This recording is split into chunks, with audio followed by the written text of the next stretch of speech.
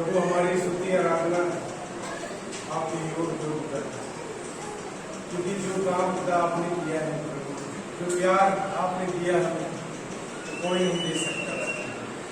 हम अपने हाथों को उठाकर आपकी महिमा करते जय जयकार करते हैं। हम अपने मुख से आपको धन्यवाद देते हैं, हमारे दिल से धन्यवाद देते हैं। आपके नाम को ऊंचा उठाते हैं। धन्यवाद धन्यवाद राजा।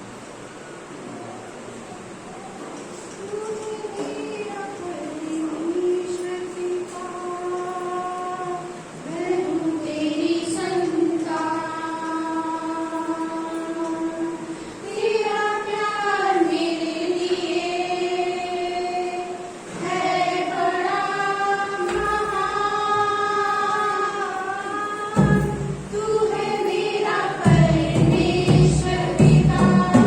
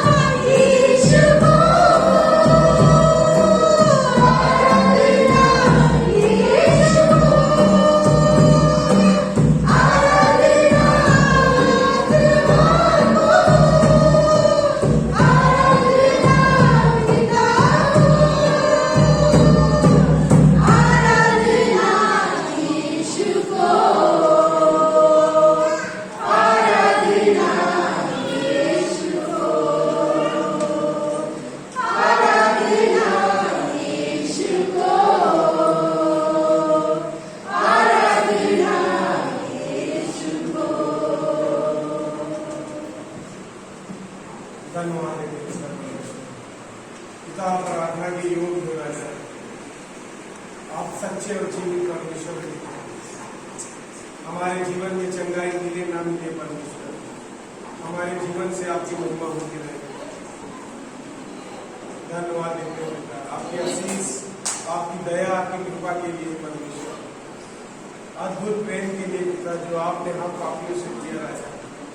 धन्यवाद देते हैं प्रभु, अपने हाथों को उठा कर तेरा धन्यवाद करते रहे।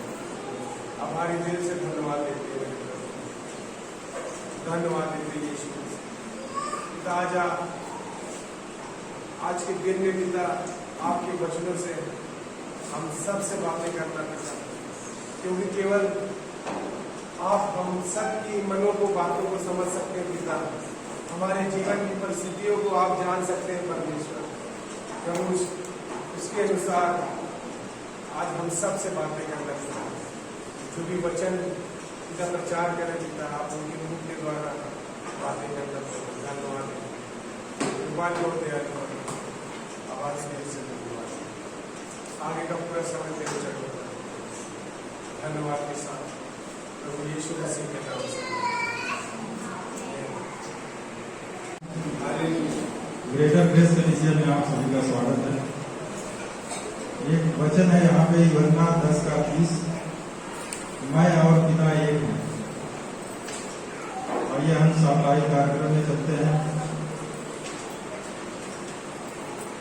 हर रविवार सभा 11 बजे से 1 बजे तक गाइडेंस पब्लिक स्कूल जहाँ इस समय हो रहा है। मंगलवार प्रार्थना का समय होता है 7 बजे से 8 बजे तक। लक्ष्मी जी के घर पे होगा इस समय। हर बुधवार प्रार्थना सभा पास्टर जी के घर पे 7 बजे। नरसिंहपुर गांव के लिए प्रार्थना करिए, वहाँ और भी शिष्य बनने पाए, जो वहाँ की कलीसिया है वहाँ पे नए लोग आने पाए।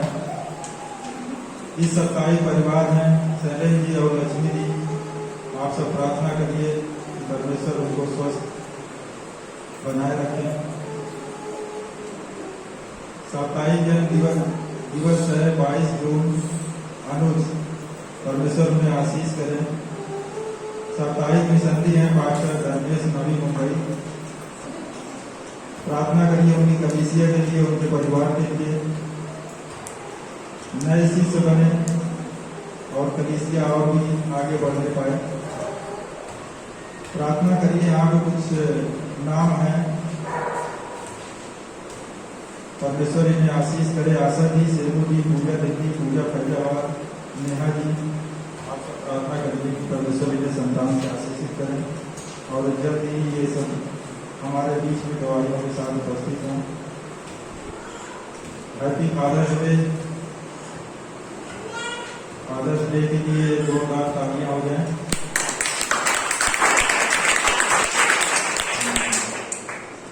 आज के लिए इतना ही। आइए एक शाम को सुनते हैं।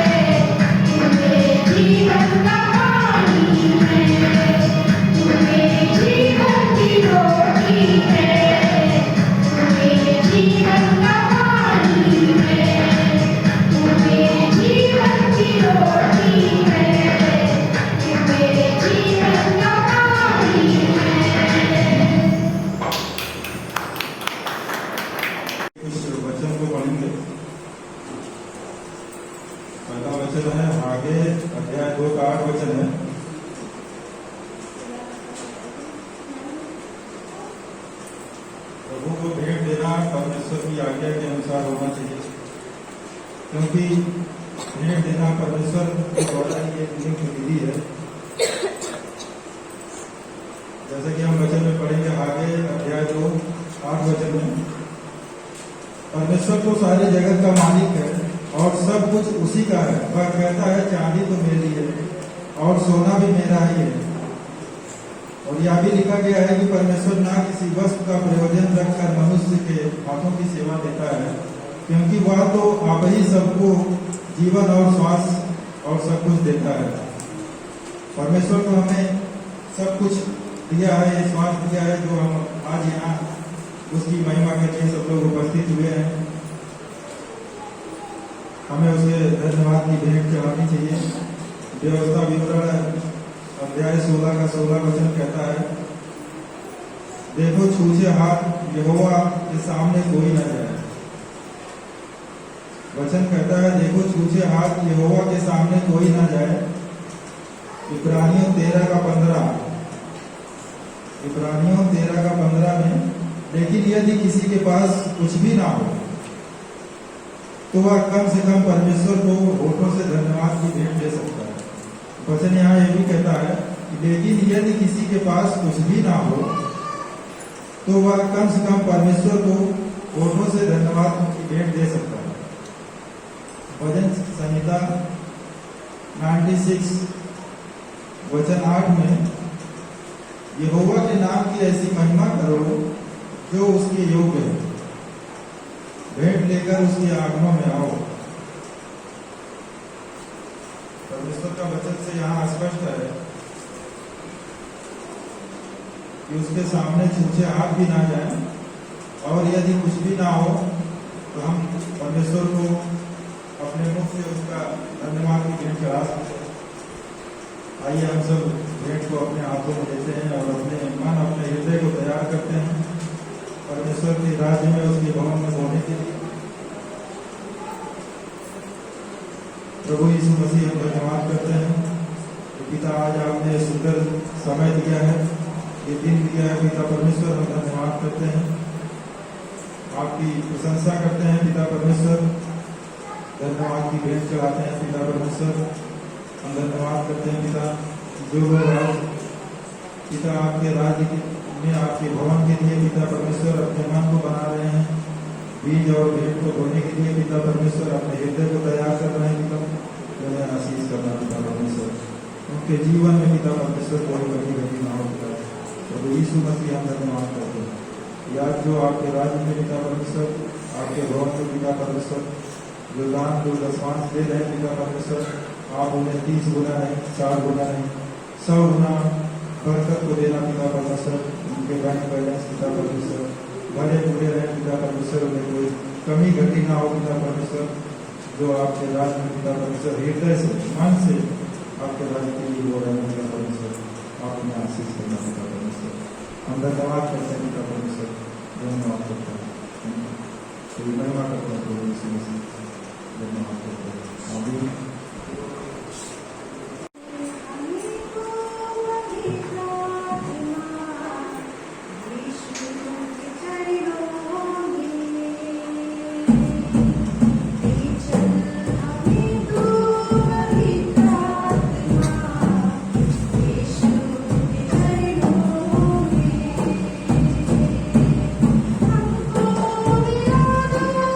यीशु से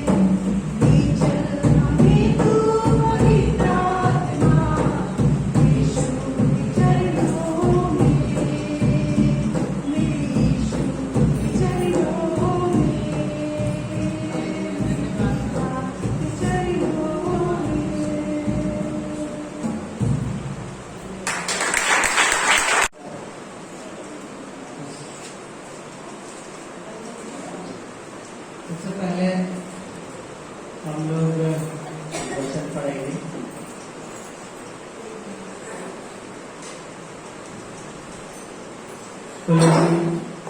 कुलूसियों 3 अध्याय उसका 16 वचन,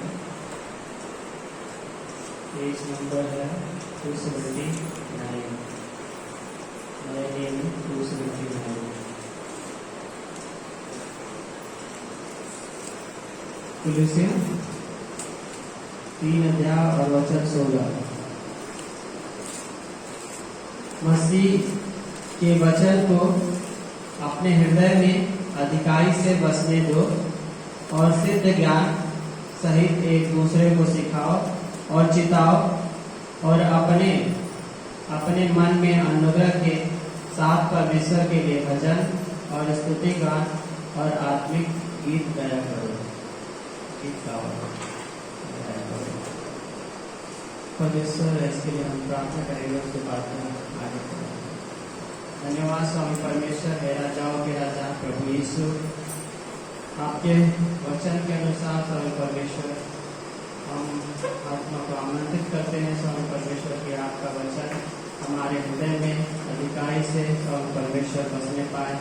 हे राजाओं के राजा प्रभु यीशु, आपका वचन बताता है जो ज्ञान ऊपर से आता है वही है सत्य।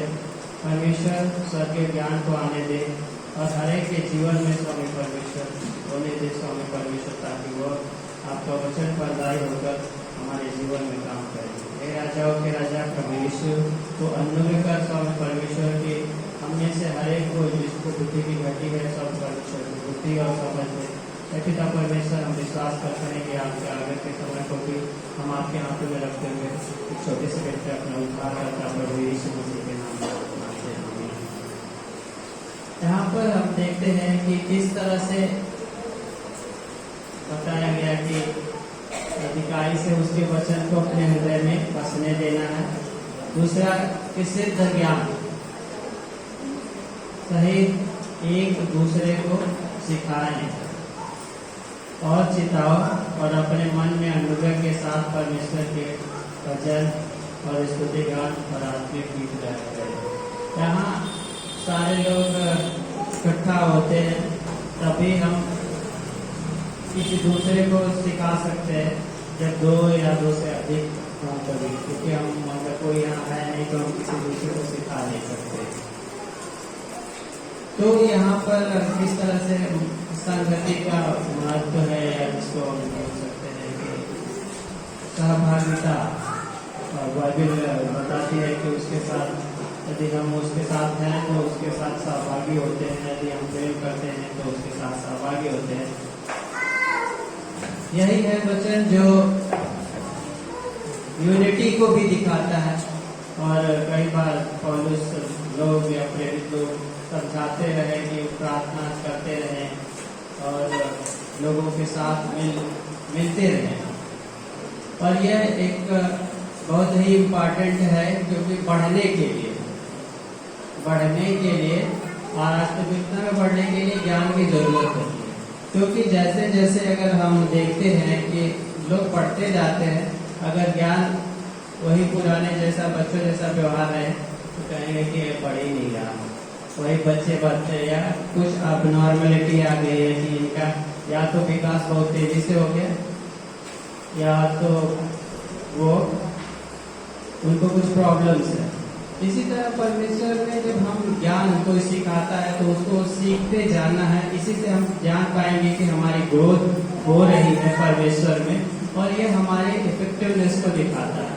यदि हम कोई काम अच्छे तरीके से करते हैं, यानी हम कुछ सीख रहे हैं, अगर कोई भी काम आप शुरू में करते होंगे तो उसको परफेक्ट तरीके से हम नहीं कर पाते, लेकिन बाइबल बताती है, अभी हमने कहा कि वही सिद्ध ज्ञान, जब आपको सिद्ध ज्ञान हो जाएगा, उसको करते करते अभ्यास करते करते तो आप सही तरीके से काम को कर पाएंगे। यहाँ पर उसके लिए हम एक वचन और देखेंगे, 1 कुरिन्थियंस 1 अध्याय, तो पहला कुरिन्थियन और उसका 13,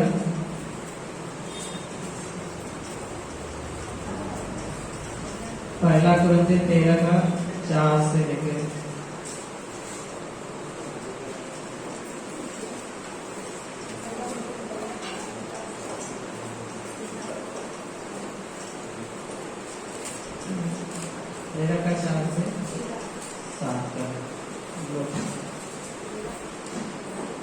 पर बताया गया कि प्रेम धीरजवंत है और कृपालु है, प्रेम डाह नहीं करता, प्रेम अपनी बड़ाई नहीं करता और फूलता नहीं, वह अनरीति नहीं चलता, वह अपनी भलाई नहीं चाहता, झुंझलाता नहीं, बुरा नहीं मानता, वो कर्म से आनंदित नहीं होता परंतु सत्य से आनंदित होता है।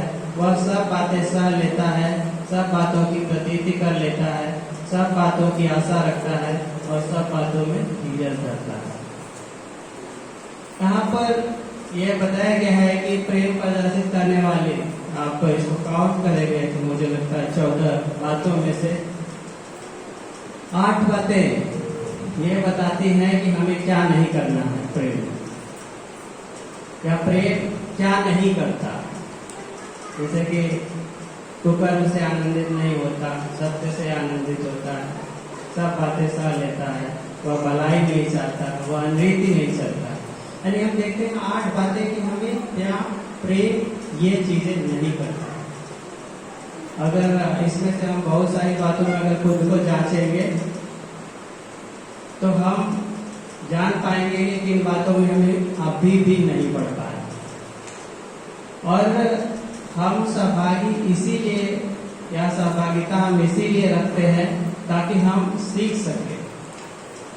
यहाँ पर कोई छोटा या बड़ा नहीं होता, जो भी है परमेश्वर का वचन ही बताता और हमारी भलाई के लिए ही परमेश्वर के रूल्स और रेगुलेशंस दिए गए ताकि हम सही तरीके से अपनी जिंदगी को व्यतीत करें। प्रेरितों ने इस बात की ओर इशारा किया है कि हम क्या ना करें। ये पत्री लिखी गई कि हमें और भी बातें हैं, परमेश्वर को द्वारा मूर्ति पूजा ना करें, आप जो कहा जाता वही करें।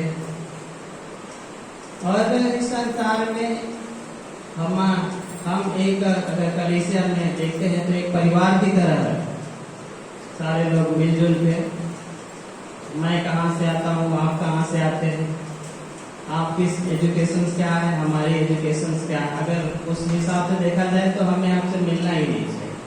लेकिन परमेश्वर यही है कि हम क्या हैं, हम क्या करते हैं, लेकिन वह सारे लोगों को एक जगह पे लाता है, सारी बातें मिलकर उसमें एक हो जाती है।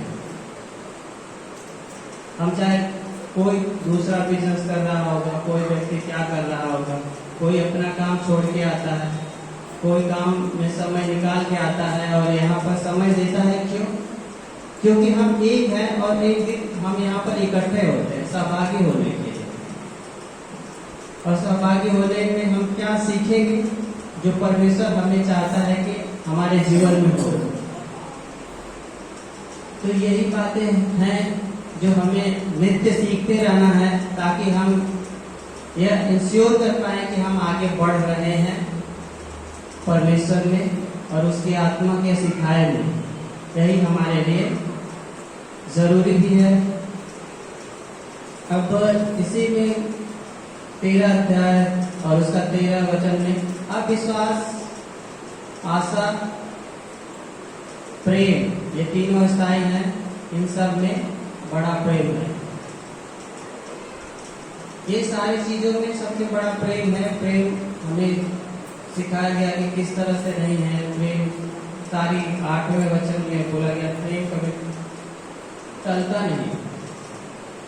भविष्यवाणियां हो समाप्त हो जाएंगी, आशाएं हो जाती रहेंगी, ज्ञान हो मिट जाएगा। बहुत सारे लोग अन्य अन्य भाषाएं बोलते हैं,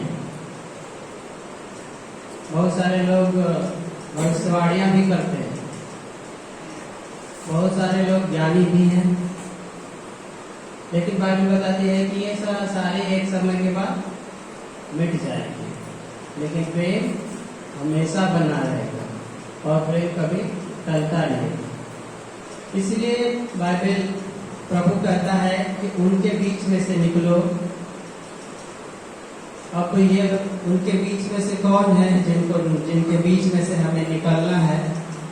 2 कुरिन्थियों 6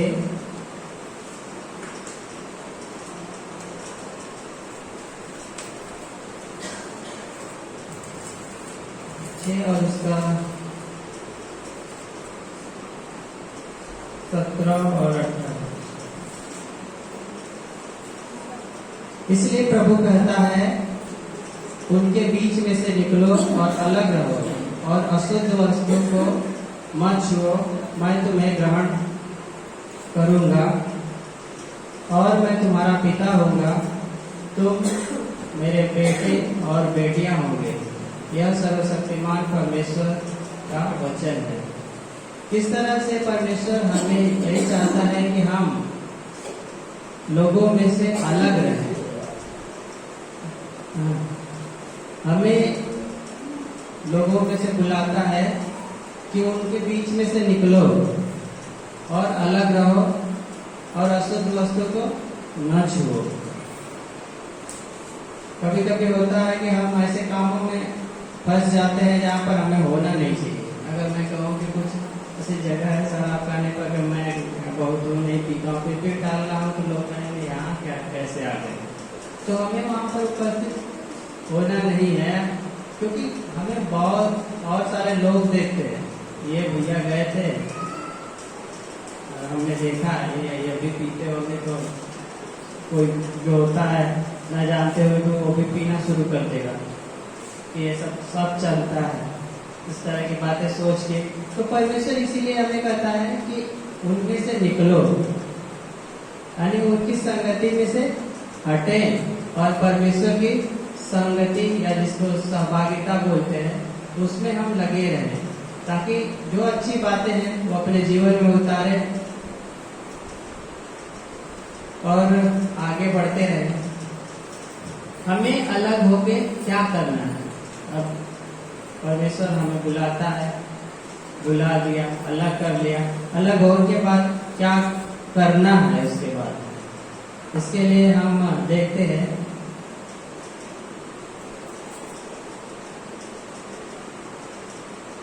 प्रेरितों के काम 2 अध्याय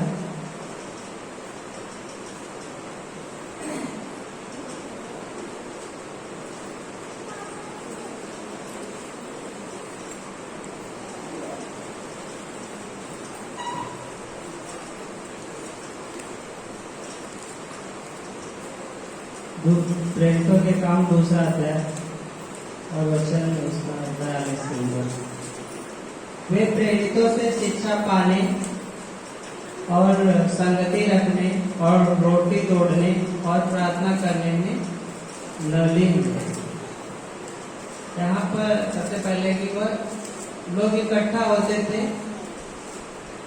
और शिक्षा बहुत जरूरी है, चाहे वो बाइबल की शिक्षा है, चाहे हम लोगों की एजुकेशन की बात करेंगे, तो संसारिक शिक्षा है कि हम पढ़ाई लिखाई करते हैं, हर एक के लिए जरूरी है और ना केवल नौकरी पाने के लिए, क्योंकि अगर शिक्षा हम लेते हैं तो उसी तरह से हमारा व्यवहार भी बदलता जाता है। आप भले ही नौकरी में वो शिक्षा का एप्लीकेशन ना दिखे, लेकिन जीवन के बाकी पड़ाव पर हमें उसका महत्व दिखता है। तो उसी तरह यहाँ पर प्रेरितों से शिक्षा पाने, प्रेरित क्या शिक्षा देंगे? वो प्रभु के बारे में शिक्षा देंगे। हमारे एजुकेशन क्या शिक्षा देता है स्कूल, वहाँ पर हमारे संसार में क्या चलते हैं, क्या डेवलपमेंट हो रहे हैं, क्या हमें किस तरह से इनोवेट करना है, किस तरह से बनाना है, इस संसार की देखी हुई चीजों के बारे में ये संसार बताता है। और प्रेरित क्या बताएंगे? वो प्रभु के बारे में जो आप नहीं जानते, जो जिस तरह से आपने उनके वचन को इंटरप्रेट नहीं किया होगा या जिस तरह से आपने नहीं सोचा होगा। यहाँ पर ईश्वर को देखना सबसे बड़ा मुश्किल है और सारे लोग वैज्ञानिक लोग लगे पड़े। अगर वही प्रेरित आपको कोई शिक्षा देता है, आपके जीवन को बदलता है, जो बड़ी बड़ी दवाएं नहीं कम कर पाती वो परमेश्वर करता है, जो बड़े बड़े डॉक्टर लोग नहीं कर पाते वो परमेश्वर करता है। और करके उसने दिखाया लाजर को, 4 दिन से 3 दिन से 4 दिन से मरा हुआ है, उसकी बहन खुद भी बोल रही है कि उसका पत्थर ना हटाया जाए क्योंकि उससे दुर्गंध आती होगी। वो भी काम करता है परमेश्वर, तो उसके बारे में हमें जानना है, वो किस तरह से काम करता है। कभी कभार हम लोग प्रार्थनाएं करते रहते हैं, लेकिन प्रार्थनाओं के द्वारा ही केवल नहीं सुनी जाती कोई भी चीज। प्रार्थनाओं के साथ साथ कभी कभी हमें विश्वास की अगर कमी है तो हमारी चाहे प्रार्थना कितने भी करते रहें वो नहीं सुनी जाएगी। तो यही थोड़ा थोड़ा मिस्टेक होता है, इसके लिए हम लगातार प्रार्थना करते जा रहे हैं लेकिन हो नहीं पाएगा। लेकिन वही जब हम लोग जाते हैं जो परमेश्वर को सच में जानते हैं, उनके बारे में बताते हैं, तो यही छोटी छोटी बातें हमको मिलेंगी कि हमारी प्रार्थनाएं क्यों नहीं सुनी जा रही है। हम लगातार 6 महीने से, साल भर, 6 साल, 10 साल से प्रार्थना कर रहे हैं लेकिन हो ही नहीं रहा। क्यों नहीं हो रहा है ये हमें संसार नहीं बताएगा, क्योंकि वो उसके बारे में जानता ही नहीं। ये केवल वही लोग बताएंगे जो जानते हैं। ये प्रेरित लोग हैं और संगति रखने और ओपी तोड़ने और प्रार्थना करने में लवलीन रहे। यहाँ संगति करना, मुझे एक वाकया, मैं नाम नहीं जानता, इस बाइबल में कैरेक्टर है, एक व्यक्ति जो उनके साथ रहता था, समौन एक जादूगर था। उसने बपतिस्मा भी ले लिया, चेलों के साथ वो भी जादू दिखाता था। और जब इनसे संपर्क होता है तो ये देखता है कि अरे ये तो बहुत अच्छे चमत्कार, अद्भुत काम दिखाते हैं, तो ये भी उसमें मिल जाता, इसमें भी बपतिस्मा ले लेता, उनके साथ रहने लगता है। लेकिन एक बार एक समय आता है जब वो एक चेले के पास अपना सारा रुपया लेके जब वो हाथ रखते हैं तो पवित्र आत्मा आती है। वो लोग प्रेरित लोग हाथ रखते हैं तो लोगों पर पवित्र आत्मा आती है, तो इसको लगता है कि यही मेरे अंदर कमी है, और इसने अपना सारा पैसा ले जाके उनको देता है कि ये जो तुम लोग कर रहे हो ये मुझे दे दो। अब इस अध्याय को आपको पढ़ेंगे तो कितनी अच्छी बातें लिखी हैं कि वो साथ साथ था, वो संगति करता था, बपतिस्मा भी लिया, सब कुछ चेलों के साथ प्रचार कर रहा है, लेकिन फिर भी उसके अंदर कमी है, क्योंकि वो परमेश्वर के दान को रुपए पैसों से खरीदना चाहता है। और चेला कहता है कि तुम और तुम्हारा रुपया नष्ट हो।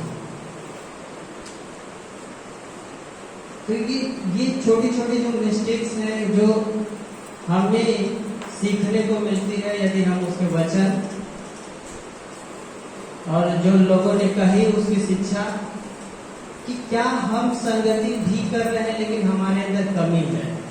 लोग आपको अंदर से नहीं बताएंगे या आपके चाल चलन को नहीं बताएंगे, लेकिन बाइबल जब वचन उसका होता है तो हमारे अंदर से लगता है कि कोई हमें ये बोल रहा है। भले डायरेक्ट वो दूसरों को बोल रहा होता, लेकिन लगता है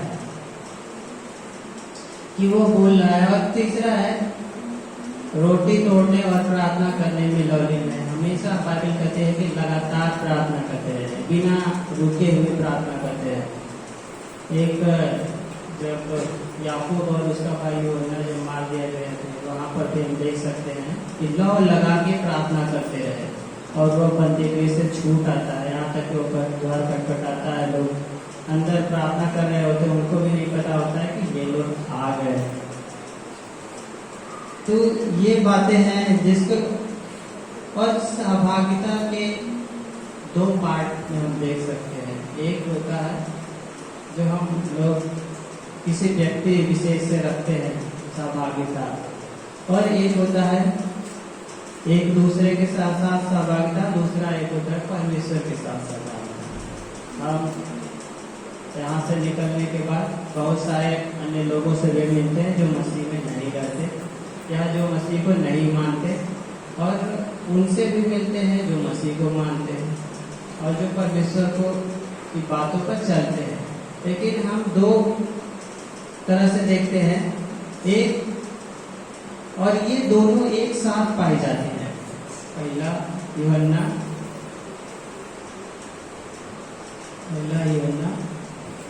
और उसका 1:3।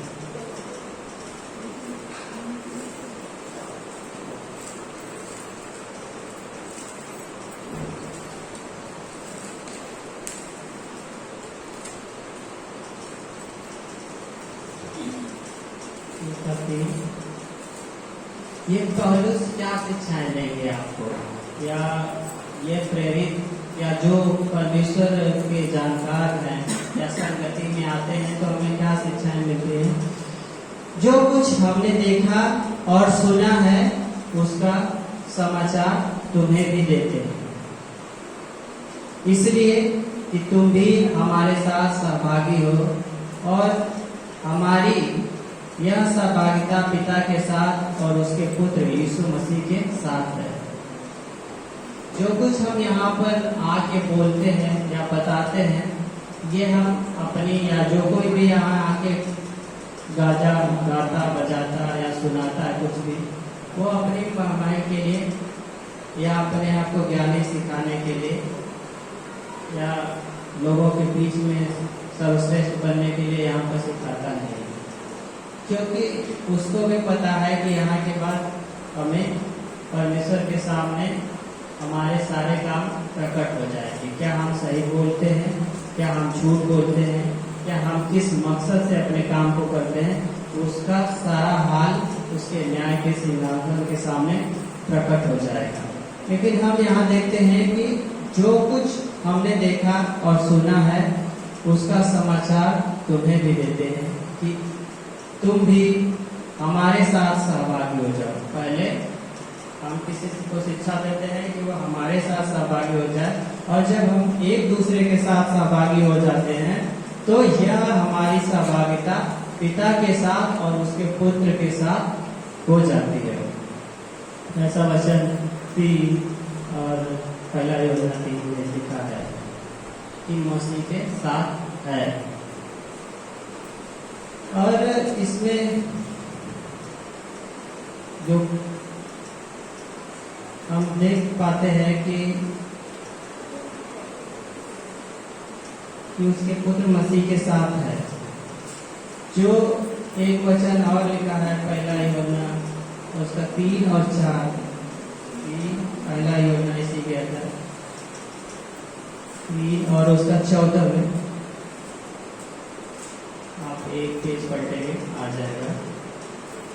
हम जानते हैं कि हम मृत्यु से पार होकर जीवन में पहुंचे हैं, क्योंकि हम भाइयों से प्रेम रखते हैं। जो प्रेम नहीं रखता वह मृत्यु की दशा में रहता है। अगर कोई कहे, अगर आप सपोज करिए, अगर मैं कहूँ कि मैं मृत्यु से में या इस वचन के अनुसार कि हम मृत्यु से पार होकर जीवन में पहुंचे हैं, तो मुझे नहीं लगता कि इसमें से कोई भी विश्वास करेगा कि हम मृत्यु में से पार होकर पहुंचे, क्योंकि हमारा जीवन तो चल रहा है। मृत्यु हमारी कहाँ हुई अभी?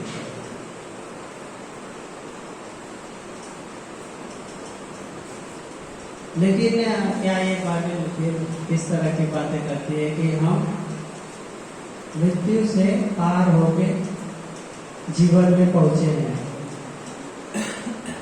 क्योंकि हम भाइयों से प्रेम रखते हैं, और जो प्रेम नहीं रखता वह मृत्यु की दशा में रहता है। पहली बात। दूसरा ये इसमें लिखा गया है कि जो हम भी पहले प्रेम नहीं रखते थे या कुछ गिन चुन के लोगों से प्रेम रखते थे। पहले हमारी दशा थी, मान लीजिए 2-4 लोगों से आप बहुत घनिष्ठ प्रेम रखते होंगे, लेकिन कुछ 2-4-10 लोगों से हम मिलजुल के एकदम प्रेम रखते हैं, बाकी लोगों से नॉर्मल, लेकिन वही प्रेम है।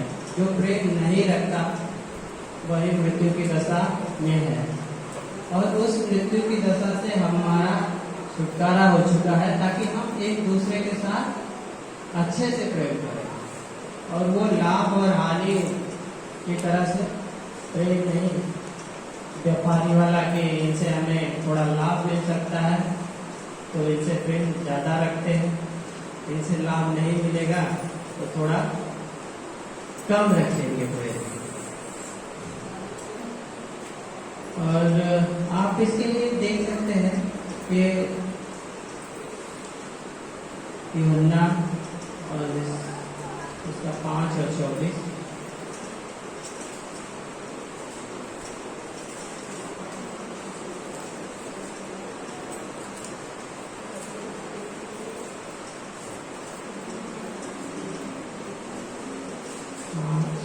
यूहन्ना 5 और इसका 24।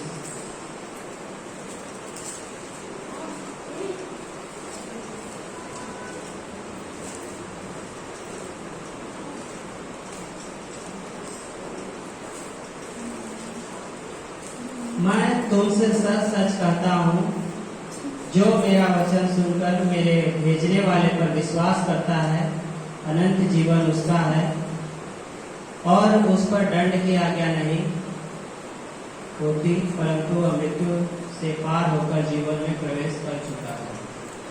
यही है कि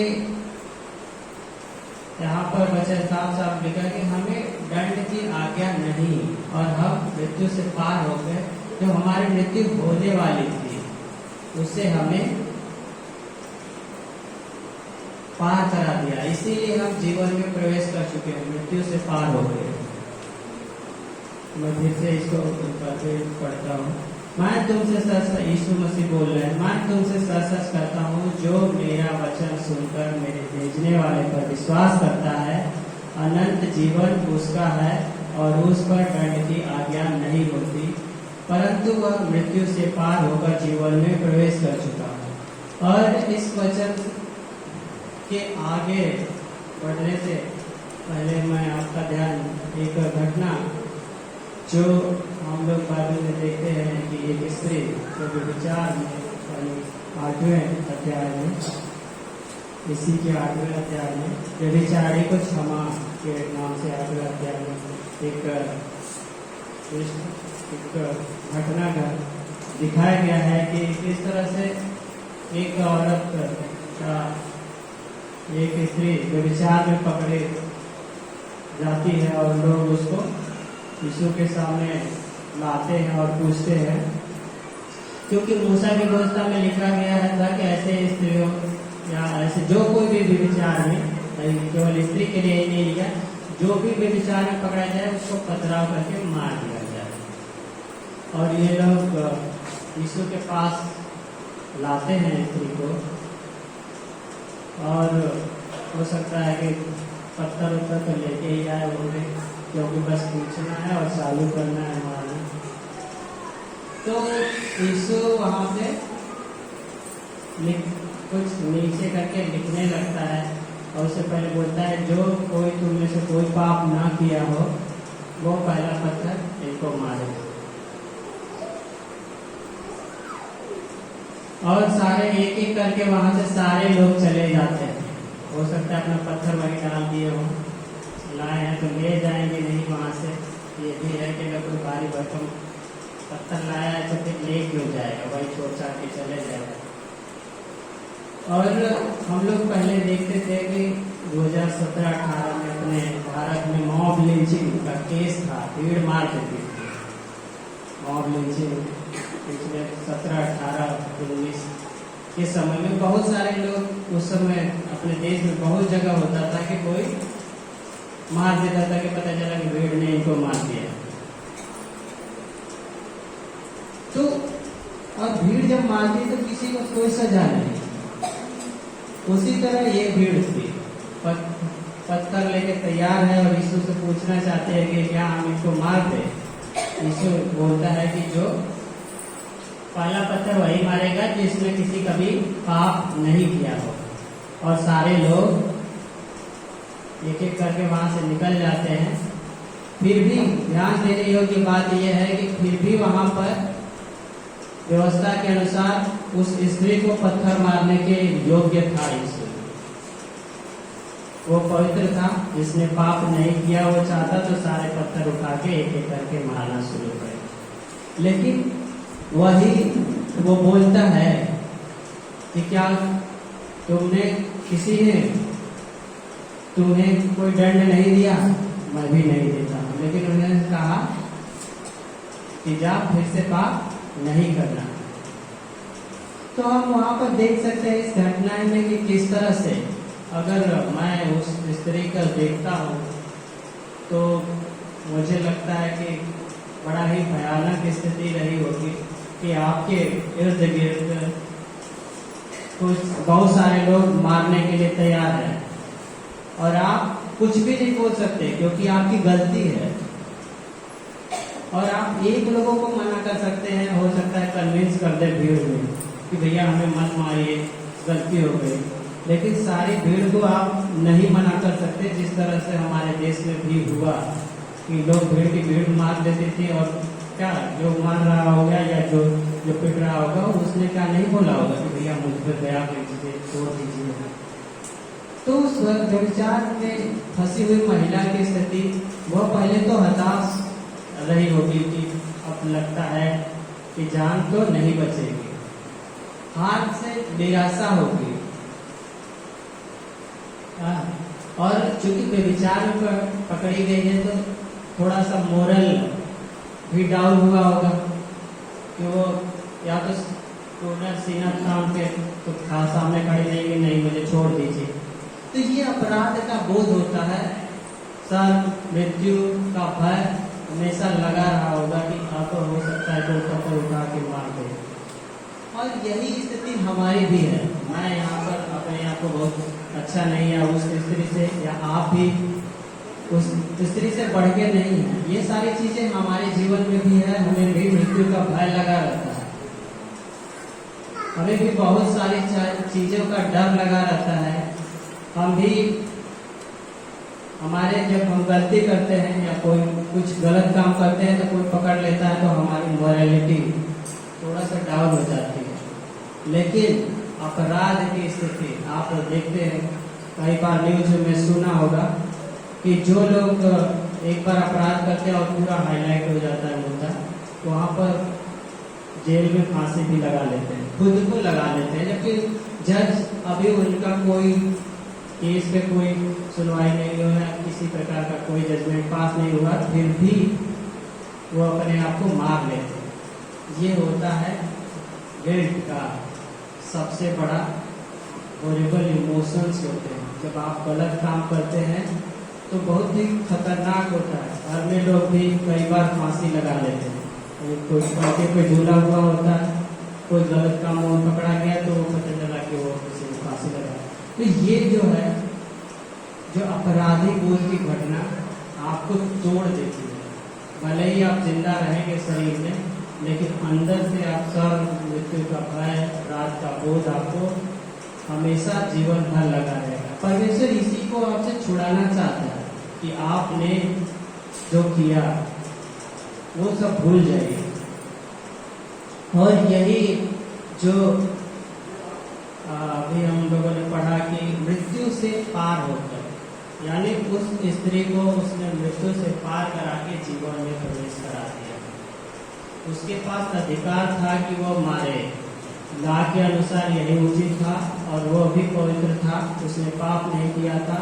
और इसी जीवन को वो बोलता है, यहाँ पर कोट किया गया था कि हमें जो मसीह में है दंड की आज्ञा नहीं है, क्योंकि हम मृत्यु से पार होकर जीवन में प्रवेश कर चुके हैं। इसी तरह अगर हमने अपने जीवन में कोई भी गलती की है तो वहाँ पर हमें कोई दंड नहीं मिलने वाला है।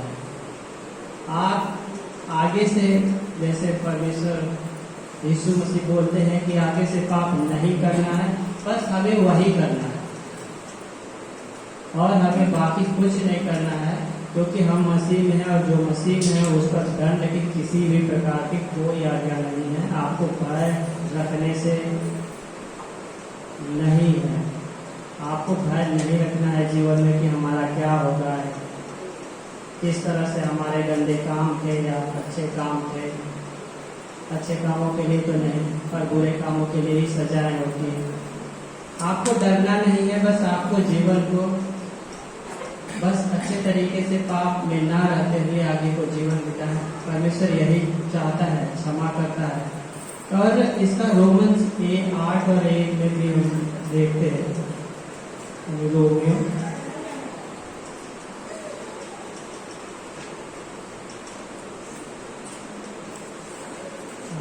इसमें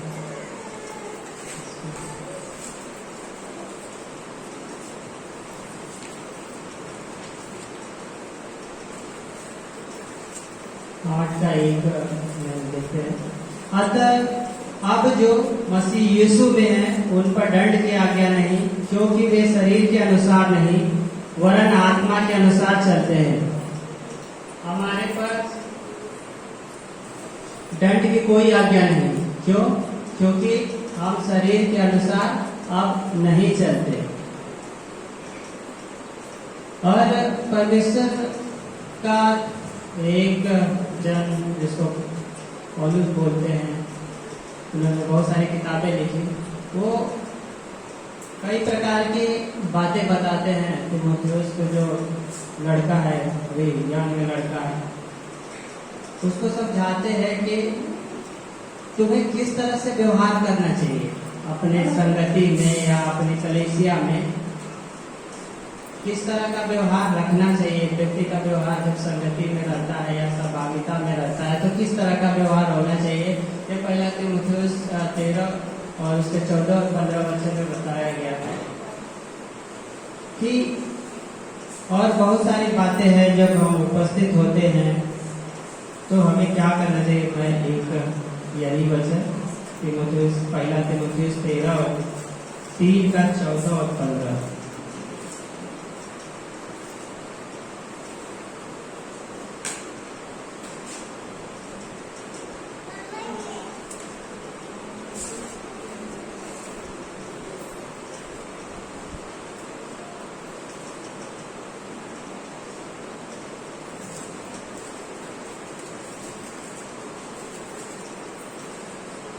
मैं तेरे पास जल्द आने की आशा रखने पर भी ये बातें तुझे इसीलिए लिखता हूँ कि यदि मेरे आने में देर हो तो तू जान ले कि परमेश्वर के घराने में जो जीवते परमेश्वर की कलीसिया है और जो सत्य का खंभा और नींव है, कैसा बर्ताव करना चाहिए।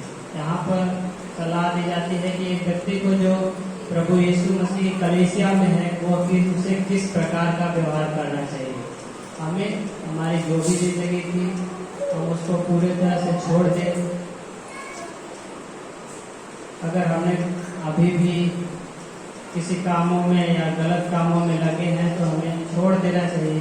और खासकर यहाँ पर जब हम एक दूसरे के साथ सहभागिता में उपस्थित होते हैं, प्रार्थनाओं में, संगति में, प्रार्थना में, तो हमें किस तरह से व्यवहार करना चाहिए। इसके बहुत सारी बातें हैं जिसमें से मैं कि एक दूसरे का आदर करें। ऐसा रोमन्स 12 और 10 में लिखा गया, हमारा एक सा मन हो। रोमन्स 12 और 16 एक दूसरे की उन्नति में हम किस तरह से सहायक हो सकते हैं। ये रोमियो 14 और 19 में लिखा गया है। एक दूसरे को स्वीकार करें, चाहे वो किसी प्रकार का व्यक्ति हो। ऐसा रोमन्स 15 और 17 में लिखा गया। एक दूसरे की सेवा करें। ऐसा पहला पत्रस 4 और 10। एक दूसरे का भार उठाएं। गलातियों 6 और उसका 2। एक दूसरे को समझाते रहे। इब्रानियों 3 और 13। एक दूसरे के लिए प्रार्थना करें। याकूब 5 और 16। इस तरह के और भी वचन आपको मिले हैं या मिले होंगे, जहाँ पर सिखाता है कि हमें किस तरह से कलीसिया में हमारे व्यवहार होने चाहिए, किस तरह से हमें एक मेल का बंधन की आत्मा में एकता रखने के लिए प्रयत्न करने के लिए हमें बताता है। इफिसियंस 4 का 3 में हम देख सकते हैं। फिर से आप देखो, आप प्रश्न देखना। इफिसियंस 4 और 3।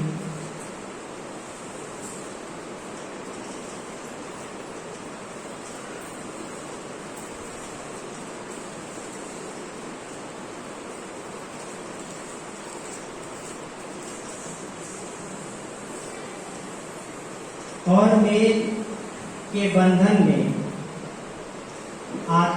एकता रखने का यत्न करो। मेल एक दूसरे से एकता रखने में का यत्न हमें करने के लिए बोलता है। आत्मा की एकता, परमेश्वर हमें हमारे आत्मा, हमारे विचार, हमारे परमेश्वर की एकता में रखने के लिए बोलता है। यत्न करें, प्रयास करें। हालांकि कभी कभी नहीं हो सकता, इसीलिए तो यहाँ पर लिखा है बहुत सारे है कि हमारे विचारों में कॉन्फ्लिक्ट पैदा हो सकता है। कोई किस तरह से सोचता है, कोई किस तरह की सोचता है, कोई, क्योंकि ईश्वर के बारे में अलग अलग लोगों की राय हो सकती है। लेकिन आत्मा है जो आत्मिक रूप से चलते हैं, उनको साफ साफ पता होगी। कोई कहता है कि ये भविष्यवाणियाँ नहीं होती हैं या होती हैं, कोई मानता है नहीं होता है। सारी बातों पर किसी का भरोसा नहीं हो सकता है कभी कभी। लेकिन यहाँ पर बाइबल बताती है कि एकता लाने का प्रयास करें। आप हो सकते हैं कि अन्य भाषा के वरदान को नहीं मानते हो, क्योंकि ऐसा होता नहीं, या पवित्र आत्मा के काम को आप कुछ कामों को नहीं मानते हो। लेकिन यही बाइबल सिखाती है कि हमें आत्मा में एकता लाने का प्रयास करें। आप हमेशा हर बातों पर एग्री नहीं कर सकते, क्योंकि आत्मा के कार्य कोई पर्टिकुलर तरीके से नहीं होता है। कई बार होता है कि अगर मैं घटना याद आ रही है, जब नाव में जा रहे थे यीशु मसीह, तो एक चेले को बुलाते हैं कि आप भी पानी पे चले आओ। यानी वहां पर एक व्यक्ति पानी पर चलता है और दूसरी जगह पौलुस उसी पानी में डूबता है और उसको तैर के जाना पड़ता है। ये पवित्र आत्मा के काम है अलग अलग जीवन में। तो वहां पर हमारे अंदर यही बातें हैं जो कॉन्फ्लिक्ट पैदा करते हैं कि व्यक्ति डूब रहा है, परमेश्वर वही है, एक व्यक्ति को पार करके आना पड़ रहा है, एक व्यक्ति पानी पे चल रहा है। हम लोग भी आज भी डूब जाए पानी में। तो यही है कि कॉन्फ्लिक्शन पैदा होता है कि वो डूब गया या मैं डूब गया, वो चल रहा तो कैसे होगा, यह तो हुआ ही नहीं होगा। और इसी बातों के लिए यहाँ पर ये वचन होता है, मेल के बंधन में आत्मा की एकता रखने का प्रयत्न करें। आप हमेशा हर बातों पर एग्री नहीं कर सकते। ये ह्यूमन नेचर है कि वो रेशनल सोचता है, सोच रखता है, हर बातों का एविडेंस होना चाहिए। और 3 मिनट बचे हैं और लास्ट में कुलुस्सियन लास्ट वचन 3:14, कुलुस्सियन 3:14 वचन।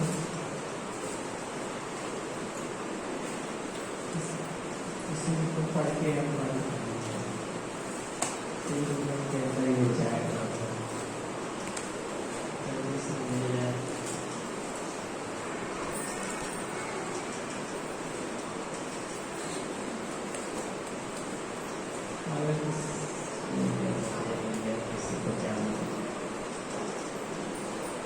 कुलुस्सियन 3 और उसका 14 वचन। इन सब के ऊपर प्रेम का जो सिद्धता का कटिबंध है बांध लो। यही है जो प्रेम जो हमें सिद्ध बना सकता है। बाकी सारी चीजें जो हमें कुछ हद तक करती है। जब बोला गया, एक यीशु के सामने एक व्यक्ति आता है जो कहता है कि मैं सारी आज्ञाओं को बचपन से मानता आया हूँ, सब कुछ काम करता हूँ, दशवांश सब देता हूँ। परमेश्वर देता है एक ही होती है, जाकर सारा माल बेच के कर डालो पोते को, तो विश्वास में जाना। यहाँ पर लोगों के प्रति प्रेम नहीं था। वही अगर घर अपने लड़के अपने बच्चों के लिए बेचना होता तो बेच देता। हम भी यही करते हैं। अगर वही धन अगर हमारे किसी खास करीबी जिससे हम प्रेम करते हैं, अगर वो बीमार हो जाए, अगर कुछ भी बेचना हो, घर द्वार जमीन जायदाद, तो हम बेच देंगे। लेकिन वहाँ पर यीशु उनको समझाते हैं कि जाके बेच दो, तो उसको लगा होगा कि हम दूसरों के लिए क्यों अपना बेच के अपनी संपत्ति उनको देते हैं और क्यों बांटते हैं? हमें क्या जरूरत है? तो वहां पर हमारे अंदर कमी दिखती है प्रेम की, और इसीलिए वचन बताता है कि सबके ऊपर जो प्रेम, जो सिद्धता का कटिबंध है, बांध लो। यदि हम, इसीलिए प्रेम बार बार कहा गया। हमने शुरू में बताया कि 14 बातों में हमें प्रेम में क्या नहीं करना, 8 बातें बताती है कि प्रेम हमें नहीं करना है, और 6 बातें जो थी उसमें बोला गया कि किस तरह से प्रेम है, किस तरह से नहीं करता। प्रेम कभी नहीं करता। 8वें वचन में लिखा था। तो हम ये देखते हैं कि किस तरह से प्रेम हमें सिद्ध करके उसके सामने उपस्थित करा सकता है। तो आइए इस वचन के अनुसार हम लोग प्रार्थना करते हैं।